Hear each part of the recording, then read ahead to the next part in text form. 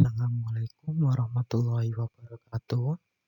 Perkenalkan, nama saya Muhammad Rahmali, NIM 2019 12 180 dari kelas pengauditan 1 4D. Di sini saya akan menjelaskan kasus pelanggaran etika KAP Purwantono, Suhirman, dan Surya. Melalui sebuah artikel dari id.scribe.com dengan judul Kasus Pelanggaran Etika KAP Purwantono, Suhirman, dan Surya. Pada Kamis 9 Februari 2017, waktu Washington, kantor akuntan publik mitra Ernst & Young atau EY di Indonesia, yakni KAP Purwantono, Suhirman, dan Surya, dijatuhi sanksi berupa denda senilai 1 juta US dollar atau sekitar 13,3 miliar rupiah dan harus dibayarkan kepada regulator Amerika Serikat. Hal ini dikarenakan kegagalan KAP tersebut dalam melakukan audit laporan keuangan kliennya. Ini merupakan sebuah insiden baru bagi sebuah kantor akuntan publik di negara berkembang di mana anggota jaringan EY di Indonesia melakukan pelanggaran kode etik dengan mengumumkan hasil audit atas perusahaan telekomunikasi pada 2011 dan memberikan opini yang didasarkan atas bukti yang tidak memadai. Temuan ini berawal ketika kantor akuntan mitra EY di Amerika Serikat melakukan kajian terhadap hasil audit kantor akuntan di Indonesia. Dan hasilnya mereka menemukan adanya pelanggaran atau menyebutkan bahwa hasil audit atas perusahaan yang bersangkutan tidak didukung dengan data yang akurat.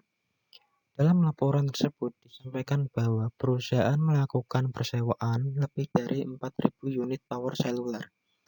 Namun, afiliasi EY di Indonesia itu merilis laporan hasil audit dengan status wajar tanpa pengecualian.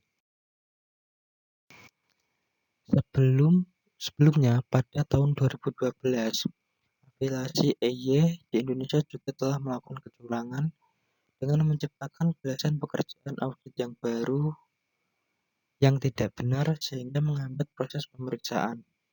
Hal ini diungkap oleh PCAOB atau Public Company Accounting Oversight Board atau Badan Pengawas Perusahaan Akuntan Publik.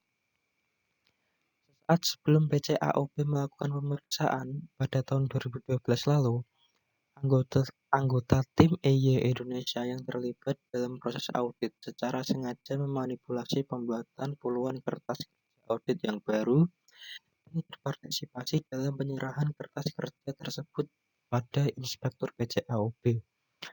Selain pengenaan denda sebesar 1 juta US dollar, PCAOB juga memberikan sanksi kepada 2 auditor mitra EY yang terlibat dalam audit pada 2011, yakni Roy Iman Wiraharja dengan denda senilai 20.000 US dollar serta larangan praktik selama 5 tahun. Dan mantan Direktur EY Asia Pasifik, James Randall Leali, dengan denda sebesar 10.000 US dollar serta larangan praktik 1 tahun. Dalam ketergesaan untuk mengeluarkan laporan audit pada kliennya, EY dan 2 mitranya dianggap lalai dalam menjalankan tugas dan fungsinya untuk memperoleh bukti audit yang cukup. Pelanggaran yang dilakukan terkait kode etik diantaranya: pertama, mitra EY Indonesia KAP Purwantono, Suhirman, dan Surya melanggar prinsip standar teknis karena tidak memenuhi tanggung jawab untuk standar teknis dan standar pekerjaan lapangan dalam memperoleh bukti audit kompeten yang cukup. Kedua, mitra EY Indonesia Suhirman KAP Purwantono, Suhirman, dan Surya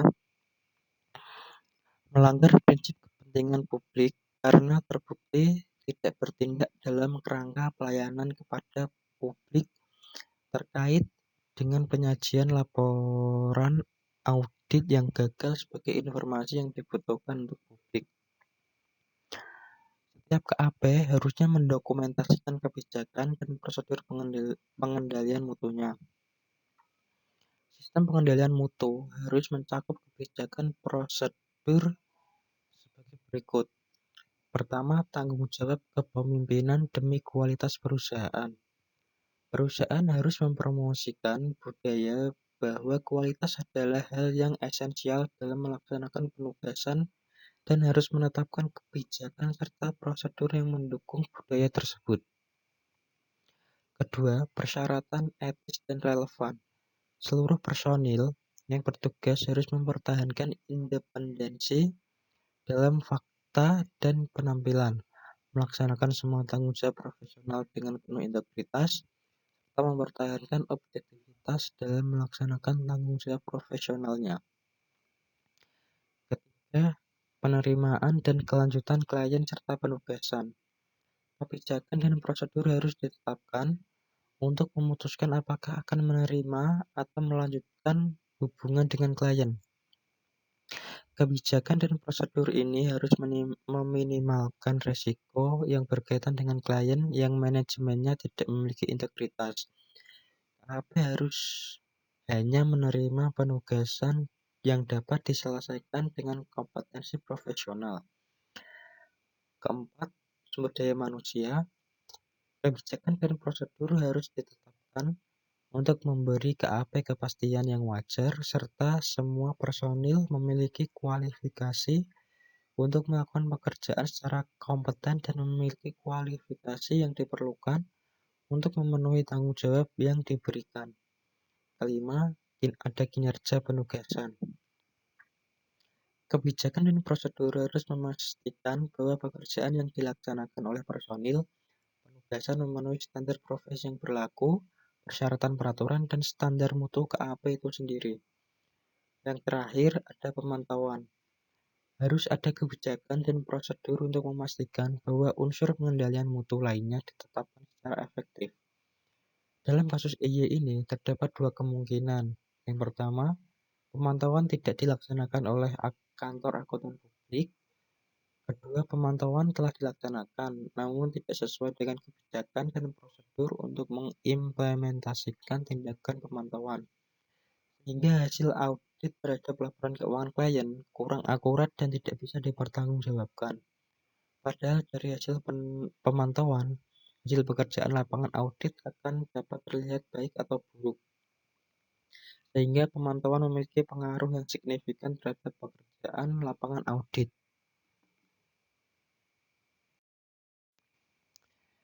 Kesimpulannya, pada dasarnya kode etik profesional akuntansi adalah pedoman untuk akuntan dalam memegang tanggung jawab sosial terhadap publik, serta menjamin kepercayaan dalam tanggung jawab profesi dan kepentingan publik. Dari sumber yang ada, maka dapat disimpulkan bahwa terjadi kegagalan dalam melakukan audit laporan keuangan. Akibat kegagalan itu, maka kantor akuntan publik mitra Ernst & Young atau EY di Indonesia, yakni KAP Purwantono, Suherman, dan Surya, sepakat membayar denda sebesar 1 juta US dollar atau sekitar 13,3 miliar rupiah kepada regulator Amerika Serikat karena ditemukan bahwa hasil audit atas perusahaan telekomunikasi itu tidak didukung dengan data yang akurat, yakni dalam hal persewaan lebih dari 4.000 unit tower seluler. Namun afiliasi EY di Indonesia itu merilis laporan hasil audit itu dengan status wajar tanpa pengecualian. Standar menjadi kunci utama perlindungan investor. Semua akuntan publik yang tercatat harus memastikan mereka patuh dan mau bekerja sama.